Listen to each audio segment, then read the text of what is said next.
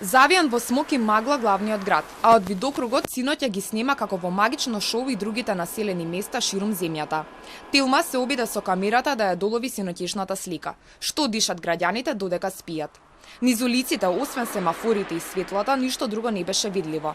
Но одговорот стаса од лекарите. Ако имате отежнато дишење и проблеми во извршување на секојдневните активности, една од причините е сигурно загадениот воздух. Според пулмологот Тата Битовска, последиците на долг рок го забрзуваат процесот на старење на белите дробови, што ќе доведе до влошување на квалитетот на животот и појава на голем број на заболувања.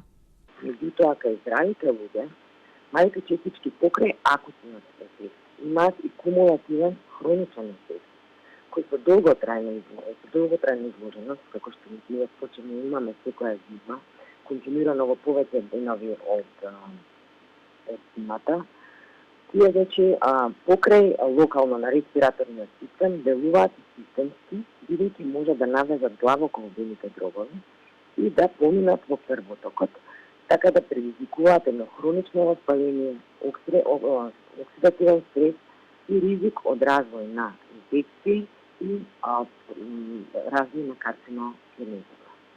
Биологот Арсовски објаснува дека додека обичната магла е само метеоролошка појава, смогот представува мешавина од влага и загадувачки материи, кои директно влијаат врз нашето здравје и животната средина. Смогот представува мешавина од оваа магла заедно со други загадувачки материи кои се наоѓаат во атмосферата, заедно со други загадувачки гасови. Во тој случај, загадувањето е заробено од влагата во маглата и постојано не обкружува со нас. Во овој случај, тоа представува многу екстремно загадување кое директно може да влие врз нашето здравје, а и врз целата животна средина. Сега, постојат два вида на смог.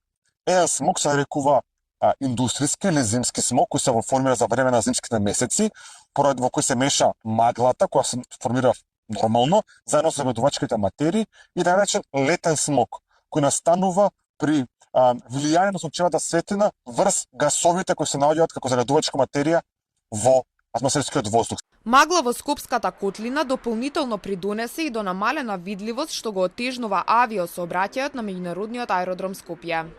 Од полноќ до сега откажани се 20 летови, а останатите се одложени или пренасочени кон најблиските аеродроми.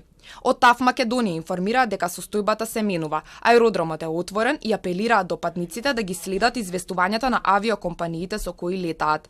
За сега, краткорочните мерки и препораки се во насока во деновите кога е зголемено аерозагадувањето да се остане дома, да се носат заштитни маски, како и да се избегнува физичка активност, а ранливите групи редовно да ја земаат терапијата. Но застануваат темелните промени во насока на загравањето, поголемата заштита од индустријските капацитети и преработувачката индустрија, како и промените околу јавниот превоз.